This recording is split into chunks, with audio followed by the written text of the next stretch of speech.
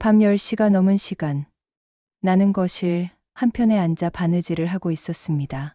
낡은 재봉틀 대신 손바느질로 손녀 예린이의 치마단을 줄이는 중이었습니다.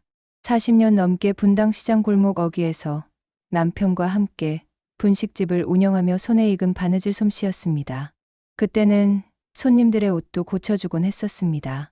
떡볶이 한 그릇에 500원 받던 시절부터 물가가 올라 3,000원이 되기까지 새벽 4시에 일어나 육수를 우리고 밤 10시가 넘어서야 집에 돌아오는 그런 삶을 살았습니다.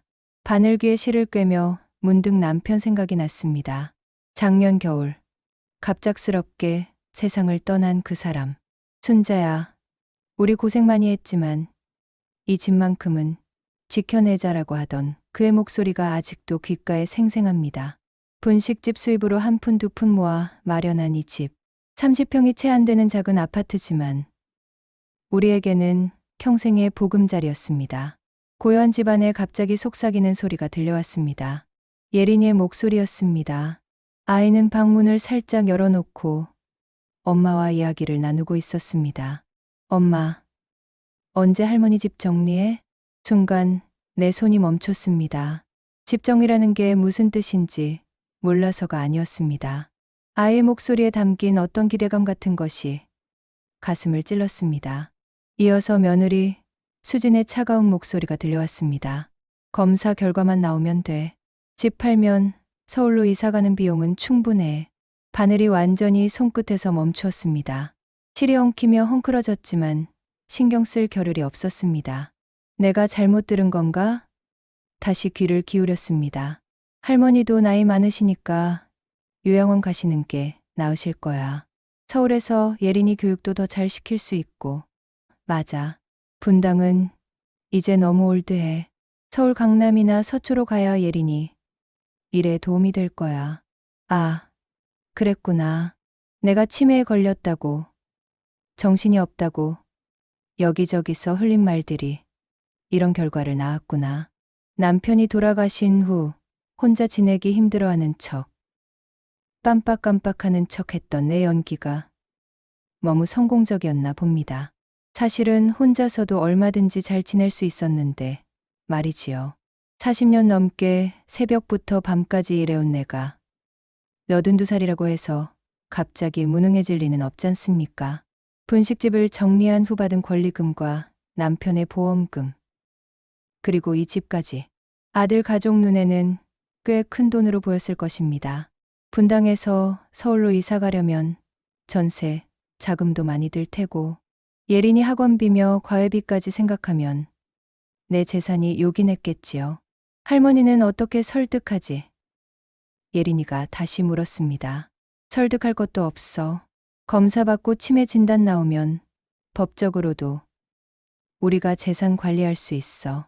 요양원비 빼면 남는 돈으로 강남에 전세 들어가자. 수진의 목소리는 마치 이미 다 계획된 일인 양 차분했습니다. 내가 분식집에서 40년 넘게 손님들 대해온 것처럼 정중하지만 속내는 완전히 달랐습니다. 그때 손님들도 겉으로는 사장님 안녕하세요 하면서 속으로는 빨리 주문받아 했던 것처럼요. 가슴이 먹먹해졌습니다. 남편과 함께 평생에 걸쳐 지켜온 이 집이 새벽 4시부터 밤 10시까지 떡볶이, 국물에 젖은 손으로 한 푼씩 모아 마련한 이 보금자리가 저들 입에서는 단순한 돈으로만 취급되고 있었습니다. 서울 이사비와 학원비를 위한 도구로 전락해버린 거였습니다. 그럼 이번 주 금요일에 병원 예약 잡을까? 그때 우리는 제주도 가족여행 가기로 했잖아.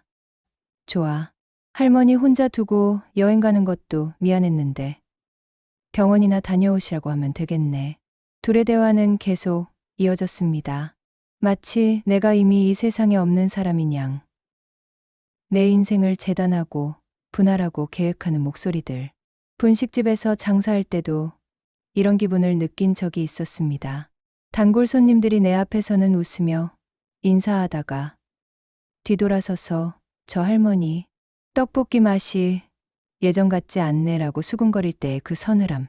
바늘을 다시 들었지만 손이 떨렸습니다. 40년간 매일 5시간씩 잠을 자며 일해온 이 손이 무거운 냄비를 들고 뜨거운 기름에 튀김을 부치던 이 손이 떨리고 있었습니다. 분노 때문인지 서러움 때문인지 알 수 없었습니다. 그때 마음속으로 단단히 다짐했습니다. 쫓겨나기 전에 내가 먼저 나가야겠다. 분식집 사장으로 40년을 살면서 배운 게 하나 있었습니다. 손님이 떠날 마음을 먹었을 때는 붙잡는다고 되는 게 아니라는 것. 차라리 먼저 안녕히 가세요라고 인사하는 편이 품이 있다는 것. 내 인생도 마찬가지였습니다. 저들이 나를 짐으로 여기기 전에 내가 먼저 내 삶의 주인이 되어야 했습니다. 김순자, 82년을 살아온 이 여자가 마지막까지 당당할 수 있는 방법은 그것뿐이었습니다. 다음 날 아침, 아들 민수가 아침 식사를 하며 물었습니다. 엄마, 요즘 자주 깜빡하시잖아요. 검사 한번 받아보세요. 수진도 거들며 고개를 끄덕였습니다. 맞아요, 어머니. 요즘 가스불 끄는 것도 깜빡하시고 어젯밤에도 현관문 잠그셨는지 3번이나 확인하러 오셨잖아요. 저는 태연하게 대답했습니다. 그래, 가보자. 나도 혹시 모르니까.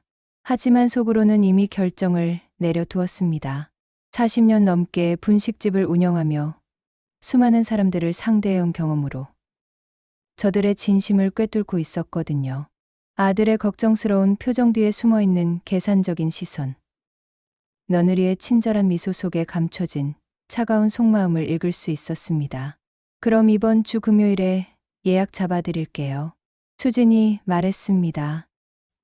좋다. 너희는 제주도 여행 가기로 했다며? 걱정 말고 다녀와라. 정말 괜찮으세요? 혼자 계시기 힘드시면. 뭘. 80년 넘게 산 사람이 며칠 혼자 있는 게 뭐가 힘들겠니. 그날 밤, 저는 오래된 수첩을 꺼내 은행 일정과 부동산 상담 일정을 적었습니다. 작은 글씨로 빼곡히 적힌 수첩의 마지막 페이지였습니다. 남편이 살아있을 때 함께 써오던 그 수첩. 떡볶이 재료비, 임대료, 생활비까지 한 푼 한 푼 기록해온 우리 인생의 장부 같은 것이었지요. 월요일부터 저의 비밀스러운 준비가 시작되었습니다. 화요일 오전, 아들과 며느리가 출근한 후 예린이를 학교에 보내고 나서 저는 은행으로 향했습니다. 분당시장에서 40년간 거래해온 은행이었습니다. 지점장도 저를 알아봤지요. 어머니, 안녕하세요. 오랜만이에요. 네. 오늘은 통장 정리 좀 하려고 왔어요. 아, 정기 적금 만기 드신 것 말씀이시죠? 저는 고개를 끄덕였습니다. 남편과 함께 매달 조금씩 넣어온 적금이 몇 개 있었거든요. 분식집 장사가 잘 될 때는 50만 원씩, 어려울 때는 10만 원씩이라도 꼬박꼬박 넣어온 돈들이었습니다. 전부 해지하고 싶어요. 그리고 새로운 통장으로 옮겨주세요. 새로운 통장이요? 네. 제 명의로 새로 하나 만들어주세요. 아들이나 며느리 모르게요. 지점장이 잠시 의외라는 표정을 지었지만 고객의 요청을 거절할 이유는 없었지요. 곧 새로운 통장이 만들어졌고 그동안 모아온 적금과 남편의 보험금까지 모두 그 통장으로 옮겨졌습니다. 생각보다 큰 금액이었습니다. 서울 어디든 전세 들어가고도 남을 만큼. 어머니, 혹시 무슨 일이라도. 괜찮아요. 그냥 제가 관리하고 싶어서요. 수요일에는 남편 생전 다니던 부동산 중개소에 들렀습니다. 우리 집을 계약할 때 도움을 준 김 사장님이 아직도 그곳에 계셨지요. 어머니, 어떻게 오셨어요? 혹시 집에 문제라도? 아니에요. 집을 내놓으려고 해요. 김 사장님의 눈이 동그래졌습니다. 집을 파신다고요? 왜 갑자기? 제가 결정한 일이에요. 시세가 얼마나 될까요? 김 사장님은 잠시 망설이다가 컴퓨터를 켜서 시세를 확인해 보였습니다. 이 동네 30평대가 요즘 5억 정도 해요. 어머님 집은 상태도 좋고 위치도 괜찮으니까 5억 2천 정도는 받으실 수 있을 거예요. 그럼 내일부터 내놓아 주세요. 정말 파시는 거예요? 아드님은 아세요? 저는 고개를 저었습니다. 아직 모르셔도 돼요. 제 집이니까 제가 결정하는 거지요. 김 사장님이 걱정스러운 표정을 지었지만 집주인의 의사를 막을 수는 없었습니다. 바로 매물로 등록해 주겠다고 했지요. 목요일 오전에는 원주로 향했습니다. 예전에 남편과 함께 몇 번 가본 적이 있는 곳이었습니다. 공기도 맑고 물도 좋고 무엇보다 조용해서 마음에 들었던 곳이지요. 부동산에 들러 전세로 나온 작은 아파트 몇 곳을 둘러봤습니다. 할머니, 혼자 사실 거예요? 네. 조용한 곳에서 지내고 싶어서요. 이 집은 어떠세요? 2억이면 되고 관리비도 많이 안 나와요. 깔끔하게 정리된 20평 남짓한 아파트였습니다. 혼자 살기에는 충분했지요. 베란다에서 바라보이는 산도 마음에 들었습니다. 좋네요. 계약하겠어요. 정말요? 이렇게 빨리 결정하셨네요. 살만한 집인 것 같아요. 다음 주에 들어가고 싶은데 가능할까요? 부동산 사장님은 기꺼이 도와주겠다고 했습니다. 집주인과 연락해서 다음 주 월요일부터 입주 가능하도록 해주겠다고 하더군요. 목요일 저녁 집으로 돌아와서 저는 조용히 짐을 정리하기 시작했습니다. 가져갈 것은 많지 않았습니다. 남편의 만년필, 낡은 금반지, 오래된 사진 몇 장, 그리고 분식집 시절 단골 손님들이 주신 편지들, 40년 넘게 모아온 추억들을 작은 상자 하나에 담을 수 있었습니다. 옷까지도 많이 필요 없었습니다. 외출복 몇 벌과 평상복, 그리고 남편이 사준 코트 한 벌. 이것만 있으면 충분했지요. 서랍을 정리하다가 남편이 쓰던 일기장을 발견했습니다. 마지막 페이지에 이런 글이 적혀 있었지요. 순자가 혼자 남게 되면 걱정이다. 하지만 우리 순자는 강한 사람이니까 잘 살아갈 거야. 다만 아이들이 너무 당연하게 생각하지 않았으면 좋겠다. 눈물이 핑 돌았습니다. 남편도 알고 있었구나. 아이들의 마음을 말입니다. 그날 밤 늦게 이삿짐 센터에 전화를 걸었습니다. 금요일 오전에 이사 가능할까요? 그리 많지 않은데. 네, 가능해요. 몇 시쯤 뵐까요? 오전 10시쯤 오세요. 가족들이 여행 간 사이에 조용히 하려고 해요. 모든 준비가 끝났습니다. 40년 넘게 살아온 경험으로 계획을 세우고 실행하는 것은 어렵지 않았습니다. 분식집 운영할 때도 매일 아침 그날의 계획을 세우고 저녁에 정산하는 것이 습관이었거든요. 잠들기 전 마지막으로 집 안을 둘러봤습니다. 내일이면 이 집과 작별하게 될 것입니다. 40년 넘게 지켜온 보금자리였지만 이제는 더 이상 제 자리가 아니라는 걸 알았습니다. 내일부터는 김순자의 새로운 인생이 시작되는 거야. 그렇게 마음속으로 중얼거리며 잠이 들었습니다. 금요일 새벽 5시. 저는 평소보다 일찍 일어났습니다. 40년간 분식집을 운영하며 몸에 밴 습관이었지요. 새벽 공기는 차갑고 깨끗했습니다. 마지막으로 이 집에서 맞는 새벽이라고 생각하니 감회가 새로웠습니다. 조용히 부엌으로 가서 김치찌개를 끓였습니다. 아들과 며느리, 손녀가 좋아하는 음식이었거든요. 비록 속으로는 서운했지만 마지막까지 할머니다운 모습을 보여주고 싶었습니다. 분식집에서 손님들이 불친절하게 굴어도 끝까지 웃으며 배웅했던 것처럼요. 어머니, 벌써 일어나셨어요? 아들 민수가 먼저 일어나 부엌으로 들어왔습니다. 응. 너희들 여행 가는데 든든하게 먹고 가라고 김치찌개 끓였다. 고맙습니다. 정말 혼자 계셔도 괜찮으세요?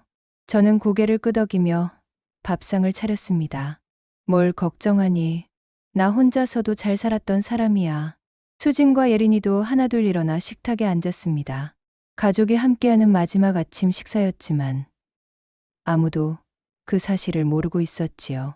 할머니, 우리 없는 동안 심심하시면 TV 많이 보세요.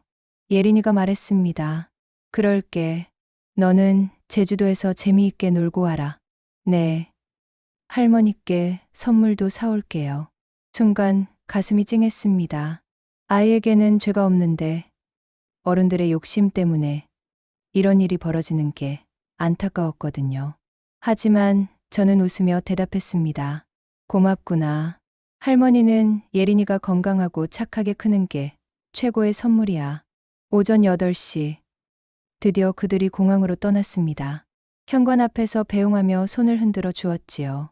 택시가 멀어질 때까지 계속 손을 흔들었습니다. 40년 넘게 분식집에서 손님들을 배웅하던 그 마음으로요. 택시가 완전히 보이지 않게 되자 저는 깊게 숨을 들이쉬었습니다. 이제 정말 시작입니다. 오전 9시 30분. 약속보다 조금 일찍 이삿짐 센터 직원들이 도착했습니다. 할머니, 이사 가시는 거예요? 네. 조용한 곳으로 가려고 해요. 짐이 별로 없으시네요. 정말 그랬습니다. 평생을 살아오며 모은 것들 중에서 정말 필요한 것만 챙기니 그리 많지 않더군요. 큰 트럭 하나로도 충분했습니다. 이 짐들은 어떻게 할까요? 직원이 거실에 남아있는 아들네 가구들을 가리키며 물었습니다. 보관창고로 옮겨주세요. 주소 여기 적어뒀어요. 며칠 전에 미리 알아봐둔 보관창고였습니다. 당분간은 거기에 맡겨두고 나중에 아들이 어떻게 할지 결정하라고 하려고 했지요. 그럼 할머니 짐은 원주로, 나머지는 보관창고로 가면 되는 거네요? 맞아요. 짐을 나르는 동안 저는 집 안을 마지막으로 둘러봤습니다. 거실에서 가족들과 TV를 보던 기억, 부엌에서 남편과 함께 아침을 준비하던 모습, 베란다에서 빨래를 널며 바라보던 분당의 풍경들, 모든 것이 기억 속으로 사라져가고 있었습니다. 할머니, 마지막으로 확인해 보세요. 직원의 말에 저는 집 안을 한 바퀴 돌았습니다. 텅 비어버린 집이 낯설게 느껴졌지요. 하지만 서운하지는 않았습니다. 오히려 홀가분했습니다. 냉장고에는 아들네를 위한 반찬들을 그대로 둬두었습니다. 여행에서 돌아와서 허기질 때 드시라고요. 식탁 위에는 편지 한 장을 남겨두었습니다. 민수야, 수진아, 예린아, 할머니는 조용한 곳에서 새로운 삶을 시작하기로 했단다. 너희가 나쁘다고 생각하지는 않는다. 다만 서로 원하는 게 다를 뿐이지. 집은 이미 팔렸다. 앞으로 너희 일은 너희가 알아서 하거라. 나는 이제 내 삶을 살아가겠다. 건강하게 잘 살아라. 김순자 올림. 오전 11시 마침내 집을 나섰습니다. 현관문을 잠그며 열쇠를 우편함에 넣어두었지요. 부동산 김 사장님께 미리 연락해둔 대로 새 주인이 다음 주에 와서 확인할 예정이었습니다. 원주로 가는 길, 창밖을 바라보며 생각에 잠겼습니다. 40년 넘게 분식집에서 일하며 무수히 많은 사람들을 만났지요. 그 중에는 좋은 사람도 있었고 그렇지 않은 사람도 있었습니다. 하지만 모든 만남에는 끝이 있다는 걸 배웠습니다. 어떤 이별은 아쉽고 어떤 이별은 홀가분하지요. 오늘의 이별은 후자였습니다. 할머니, 도착했어요. 원주의 새 집 앞에 도착했습니다. 20평 남짓한 작은 아파트였지만 창문 너머로 보이는 산이 아름다웠지요. 공기도 분당보다 훨씬 맑았습니다. 짐을 들여놓으며 저는 속으로 말했습니다. 잘했다. 순자야. 내가 내 삶을 지켜냈다. 오후 3시쯤 짐 정리가 끝났습니다. 많지 않은 짐이라 금세 제자리를 찾았지요. 남편의 사진을 거실 선반에, 분식집 시절 추억이 담긴 상자는 안방 옷장에 정리했습니다. 저녁 무렵 근처 마트에 장을 보러 나갔습니다. 동네 사람들의 표정이 정겨웠어요. 분당의 바쁜 모습과는 달리 여유로워 보였습니다. 어디서 오셨어요? 마트 계산원이 친근하게 물었습니다. 분당에서 왔어요. 이제 여기서 살려고 해요. 아, 그러세요? 우리 동네 조용하고 좋아요. 잘 오셨어요. 따뜻한 인사말이 가슴을 훈훈하게 했습니다. 집으로 돌아와 간단히 저녁을 해먹었습니다. 김치찌개에 밥 한 공기. 혼자 먹는 식사였지만 마음은 편안했지요. 밤 8시쯤 예상했던 대로 아들에게서 전화가 왔습니다. 엄마, 지금 어디 계세요? 집이 왜 이래요? 목소리가 당황스러워하고 있었습니다. 나는 원주에 있다. 원주가 어디예요? 왜 갑자기? 집은 팔았다. 편지 읽어봐라. 전화 너머로 웅성거리는 소리가 들렸습니다. 아마 수진이와 함께 편지를 읽고 있는 모양이었지요. 엄마, 이게 무슨 일이에요? 우리가 뭘 잘못했다고. 저는 차분하게 대답했습니다. 너희가 무엇을 계획하고 있는지 이미 알고 있었다. 내 집은 내 뜻대로 한 거야. 너희가 날 어디에 두려 했는지도 이미 알았고. 엄마, 그게 아니에요. 오해가 아니야. 나는 이제 내 길을 간다. 너희도 너희 길을 가거라. 그리고 전화를 끊었습니다. 창밖으로 원주의 밤 풍경이 보였습니다. 분당의 화려한 네온사인과는 달리 소박하고 조용했지요. 하지만 그 평온함이 지금의 제게는 더 소중했습니다. 이제 진짜 내 삶이 시작되는구나. 그렇게 중얼거리며 첫날 밤을 보냈습니다. 원주에서의 첫 주가 지나갔습니다. 매일 아침 6시에 일어나는 것은 40년간의 습관이었지요. 하지만 이제는 분식집 준비를 위해서가 아니라 새로운 하루를 맞이하기 위해서였습니다. 창문을 열면 멀리 치악산이 보였습니다. 분당에서 볼 수 있었던 건 아파트와 상가, 건물들 뿐이었는데 이곳에서는 계절마다 색깔을 바꾸는 산을 매일 볼 수 있었지요. 공기도 맑고 바람도 부드러웠습니다. 도시의 매연 냄새 대신 흙과 풀 냄새가 코끝을 간지렸습니다. 월요일 오전, 저는 가장 먼저 도서관을 찾았습니다. 분식집 일로 바빠서 책을 읽을 시간이 없었던 지난 40년을 보상받고 싶었거든요. 어르신, 회원가입하시려고요? 젊은 사서가 친절하게 물었습니다. 네. 이제 이 동네 사람이 되었어요. 신분증 좀 보여주세요. 회원증을 받으며 도서관을 둘러봤습니다. 그리 크지는 않았지만 아늑하고 따뜻한 분위기였어요. 노인분들이 신문을 보고 계시고 학생들은 조용히 공부하고 있었습니다. 어떤 책을 좋아하세요? 사서가 물었습니다. 요리책이나 생활 관련 책들이요. 그리고 여행책도 보고 싶어요. 아, 그럼 이쪽 코너를 많이 이용하시면 될 거예요. 처음으로 빌린 책은 혼자서도 행복하게 사는 법이었습니다. 제목만 봐도 지금의 제게 필요한 책이었지요. 화요일에는 동네 시장을 탐방했습니다. 분당의 대형마트와는 달리 정겨운 재래시장이었어요. 상인들의 표정도 여유로워 보였습니다. 어머니, 처음 보는 얼굴인데 어디서 오셨어요? 채소 가게 아주머니가 물었습니다. 분당에서 왔어요. 이제 여기서 살려고 해요. 아이고, 분당에서 원주로. 조용한 곳 좋아하시나 보네요. 네. 나이가 들어서 그런가 봐요. 우리 동네 살기 좋아요. 사람들도 인정 많고, 뭐 필요한 거 있으면 언제든 말씀하세요. 따뜻한 말 한마디가 가슴을 훈훈하게 했습니다. 분식집에서 40년을 일하며 수많은 사람들을 만났지만 이런 자연스러운 정은 오랜만이었어요. 그런데 어머니, 분식집 하셨던 것 같아요. 손이 그런 손이에요. 어머, 어떻게 아셨어요? 저도 젊을 때 잠깐 음식 장사해봤거든요. 보면 알아요. 동병상련이었나 봅니다. 그 아주머니와 금세 친해졌지요. 수요일에는 동네를 산책하며 복지관을 발견했습니다. 원주시 중앙복지관이라는 간판이 붙어 있었어요. 어르신, 어떻게 오셨어요? 복지관 직원이 반갑게 인사했습니다. 이 동네로 이사 온 김순자라고 해요.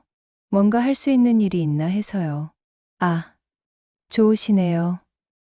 어떤 일에 관심이 있으세요? 요리는 자신 있어요. 40년 넘게 분식집을 했거든요. 직원의 눈이 반짝였습니다. 그럼 요리교실 도우미는 어떠세요? 매주 화요일, 목요일에 독거노인 분들 위한 반찬 만들기 봉사가 있어요. 좋아요. 언제부터 시작하면 될까요? 이번 주 목요일부터 오세요. 오전 10시에 시작해요. 목요일 오전 복지관 요리교실에 첫 출근을 했습니다. 저보다 조금 젊은 할머니들 5분이 계셨어요. 새로 오신 분이에요? 한 분이 물었습니다. 네, 김순자라고 해요. 분당에서 왔어요. 어머, 분당에서. 거기가 훨씬 좋은데 왜 여기로? 조용해서 좋아요. 그리고 이렇게 봉사도 할 수 있고요. 그날 만든 음식은 김치볶음밥과 된장찌개였습니다. 40년 넘게 손에 익은 솜씨라 어렵지 않았지요. 다른 분들이 신기해했어요. 순자 씨, 정말 솜씨가 좋으세요. 이 정도로 맛있는 김치볶음밥은 처음 먹어봐요. 칭찬을 받으니 기분이 좋았습니다. 분식집에서는 손님들이 맛있다고 해도 영업상 하는 말 같아서 반신반의했는데 이곳에서 듣는 칭찬은 진심 같아서 더욱 뿌듯했지요. 순자 씨, 혹시 요리 레시피 좀 알려주실 수 있어요? 물론이죠. 어려운 것도 아니고요. 그렇게 첫 번째 봉사를 마쳤습니다. 집으로 돌아오는 길에 마음이 가벼웠어요. 오랜만에 누군가에게 도움이 되는 일을 했다는 보람을 느꼈습니다. 금요일 저녁, 예상했던 대로 또 아들에게서 전화가 왔습니다. 엄마, 정말 원주에서 계속 사실 거예요? 그럴 생각이야. 제주도 여행도 재미없었어요. 계속 엄마 걱정만 했어요. 속으로는 비웃음이 났지만 목소리는 차분하게 유지했습니다. 걱정할 것 없어. 나 여기서 잘 지내고 있다. 그래도 서울로 같이 가시면. 서울은 내가 갈 곳이 아니야. 너희는 너희 계획대로 해라. 엄마, 우리가 정말 잘못 생각했나 봐요. 용서해 주세요. 이제 와서 용서를 구하는 아들의 목소리에 마음 한편이 아팠지만 이미 결정한 일이었습니다. 용서할 게 뭐가 있니? 각자 자기 길을 가는 거지. 그 사이 서울에서는 아들과 며느리가 집을 잃고 혼란에 빠졌다는 소식이 들려왔습니다. 분당집이 팔린 돈으로는 서울에서 전세를 구하기 어렵다는 걸 뒤늦게 깨달았나 봅니다. 토요일에는 동네 미용실을 찾았습니다. 머리도 다듬고 새로운 환경에 맞는 모습으로 변신하고 싶었거든요. 어머니, 어떻게 해드릴까요? 단정하고 깔끔하게 해주세요. 거울 속에 제 모습이 낯설었습니다. 분당에서의 걱정 많은 표정 대신 편안하고 밝은 모습이 보였어요. 어머니, 많이 밝아 보이세요. 그래요?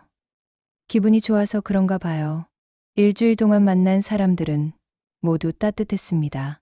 도서관 사서, 시장 아주머니, 복지관 직원, 요리교실 할머니들, 미용실 원장. 모두가 제게 관심을 보이고 따뜻하게 대해주었어요. 일요일 저녁, 일주일을 정리하며 일기를 써봤습니다. 원주에서의 첫 주가 지났다. 40년 만에 처음으로 내가 원하는 일을 하며 보낸 일주일이었다. 분식집에서는 손님들을 위해, 집에서는 가족들을 위해 살았는데, 이제는 나를 위해서도 살 수 있게 되었다. 요리교실에서 봉사할 때 느꼈던 보람, 도서관에서 책을 읽으며 느꼈던 평온함, 시장에서 사람들과 나누었던 정겨운 대화들. 이 모든 것이 내 것이다. 창밖으로 원주의 밤 풍경이 보였습니다. 별이 많이 보였어요. 분당에서는 볼 수 없었던 많은 별들이 반짝이고 있었습니다. 그제서야 깨달았습니다. 제가 찾고 있었던 것은 화려함이 아니라 평온함이었다는 것을. 바쁜 일상이 아니라 여유로운 삶이었다는 것을. 그리고 의무가 아닌 자발적인 선택이었다는 것을. 밤마다 스스로에게 속삭였습니다. 잘했다. 순자야. 이제 진짜 내 삶을 살아가고 있구나. 원주에서의 석 달이 지났습니다. 계절이 바뀌어 가을이 깊어가고 있었지요. 창밖 치악산은 온통 단풍으로 물들어 그 어느 때보다 아름다웠습니다. 분당에서는 볼 수 없었던 자연의 변화를 매일 감상할 수 있어서 행복했어요. 복지관 요리교실은 이제 제게 없어서는 안 될 일상이 되었습니다. 매주 화요일과 목요일 독거노인분들을 위한 반찬을 만들며 보람을 느꼈지요. 처음에는 어색했던 다른 봉사자 할머니들과도 이제는 친자매처럼 지내게 되었습니다. 순자 언니, 오늘도 김치찌개가 일품이에요. 복순이 할머니가 말씀하셨습니다. 고맙습니다. 40년 넘게 해온 음식이니까요. 그런데 언니, 정말 분당집을 팔고 여기 온 게 후회 안 되세요? 전혀요. 여기가 훨씬 좋아요. 사실이었습니다. 매일 아침 새소리에 잠에서 깨어나고 시장에서 정겨운 인사를 나누고 도서관에서 조용히 책을 읽는 이런 일상이 분당에서의 바쁘고 복잡했던 생활보다 훨씬 마음에 들었거든요. 도서관에서는 이제 단골이 되었습니다. 젊은 사서들이 제게 맞는 책들을 골라서 추천해 주기도 했지요. 할머니, 이번에는 이 책 어떠세요? 인생 이막 새로운 시작이에요. 좋아요. 요즘 그런 책들이 특히 와 닿더라고요. 책을 읽으며 깨달은 게 많았습니다. 인생에서 가장 중요한 건 남들의 기대에 맞춰 사는 게 아니라 자신이 진정 원하는 것을 찾아 사는 것이라는 걸 말이에요. 82년을 살아오며 이제서야 그 진리를 깨닫게 되었습니다. 그런 어느 날 갑작스럽게 아들이 원주까지 찾아왔습니다. 10월의 어느 화요일 오후 요리교실에서 돌아온 저를 현관 앞에서 기다리고 있었지요. 민수야, 어떻게 여기까지? 아들의 모습이 많이 초라해 보였습니다. 옷차림도 예전만 못했고 얼굴에는 근심이 가득했어요. 엄마, 정말 죄송해요. 아들이 무릎을 꿇으며 눈물을 흘렸습니다. 82년을 살아오며 제 아들이 이렇게 우는 모습을 본 건 처음이었지요. 일어나라. 동네 사람들이 본다. 엄마, 제가 정말 잘못했어요. 용서해 주세요. 집 안으로 들어가 차를 한 잔 끓여주었습니다. 아들은 계속 고개를 숙이고 있었어요. 무슨 일로 왔니? 엄마, 저희가 서울 전세집에서 쫓겨났어요. 보증금도 못 받고. 그래서 분당집 팔린 돈으로는 서울에서 제대로 된 집을 구할 수가 없었어요. 그래서 억지로 조건 안 좋은 곳으로 들어갔는데 집주인이 사기꾼이었어요. 아들의 이야기를 들으니 딱했지만 동시에 그럴 줄 알았다는 생각도 들었습니다. 40년 넘게 장사를 하며 사람을 보는 눈이 생겼는데 너무 성급하게 결정하면 이런 일이 생기기 마련이었거든요. 수진이와 예린이는? 수진이는 친정에 있어요. 예린이도 전학을 못 가고 분당 학교를 계속 다니고 있고요. 그래서 나한테 뭘 바라는 거니? 아들이 더욱 고개를 숙였습니다. 엄마, 다시 같이 살 수는 없을까요? 저희가 정말 잘못했어요. 저는 찬찬히 아들을 바라봤습니다. 이제는 계산이 아니라 진심으로 뉘우치고 있는 것 같았어요. 하지만 이미 돌이킬 수 없는 일들이 너무 많았습니다. 민수야, 내가 누구 말을 믿었는지가 아니라 무엇을 믿었는지가 더 중요하다. 무슨 뜻이에요? 넌 편한 걸 믿었지. 나를 요양원에 보내고 내 재산으로 편하게 사는 걸 말이야. 엄마, 정말 그런 생각이 아니었어요. 아니었다면 왜 내 등 뒤에서 그런 얘기를 했겠니? 아들이 할 말을 잃었습니다. 변명할 수 없는 사실이었거든요. 내가 나쁜 아들이라고 생각하지는 않는다. 다만 어른이 되지 못했을 뿐이지. 엄마, 난 이제 내 길을 간다. 여기서 내가 원하는 삶을 살아가겠어. 그럼 저희는 어떻게 해요? 너희 일은 너희가 해결해라. 이제 82살인 늙은 엄마한테 의지하지 말고. 아들이 한참 동안 울었습니다. 진짜 뉘우치는 눈물 같았어요. 하지만 저는 마음을 바꾸지 않았습니다. 엄마, 정말 용서 못하세요? 용서는 이미 했다. 하지만 다시 같이 사는 건 별개의 문제야. 왜요? 내가 진짜로 뉘우쳤다면 이제부터라도 너 혼자 힘으로 가족을 책임져야 한다는 걸 알 텐데. 아들이 고개를 끄덕였습니다. 엄마가 계속 뒤에서 받쳐주면 넌 영원히 어른이 될 수 없어. 그날 저녁 아들은 분당으로 돌아갔습니다. 많이 속상해했지만 제 결정을 이해한다고 했어요. 며칠 후 수진이에게서 문자가 왔습니다. 어머니, 정말 죄송했습니다. 제가 너무 성급하고 이기적이었어요. 어머니, 덕분에 정신을 차렸습니다. 이제부터는 저희끼리 잘해보겠습니다. 마음이 조금 놓였습니다.